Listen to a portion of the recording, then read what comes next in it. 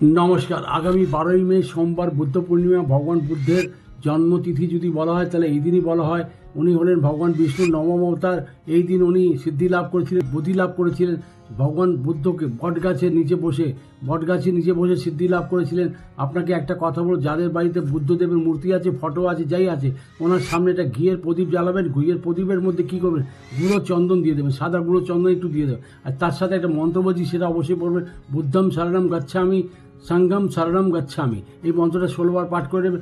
এই দিন কী হয়, একটি বট পাতা নিয়ে আসতে হয়। বট পাতা নিয়ে এসে ভালো করে চন্দন দিয়ে, মানে ভালো করে ধুয়ে মুছে, তার মধ্যে চন্দন দিয়ে ঘি দিয়ে চন্দন মাখিয়ে দেবেন। তার মধ্যে 9 লিখে দেবেন বা নবম লিখে দেবেন। ব্যাস, এতটাই লিখলে হবে। ওনার জ্ঞানের মুখ্য দুটি শব্দ হলো সময় ও ধৈর্য।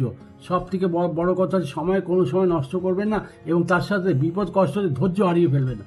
বিশ্বাস করুন, আপনি বুদ্ধ পূর্ণিমা দিন ওনার যে জ্ঞানের কথাগুলো যদি মানেন, আপনিও সিদ্ধি লাভ করতে পারবেন।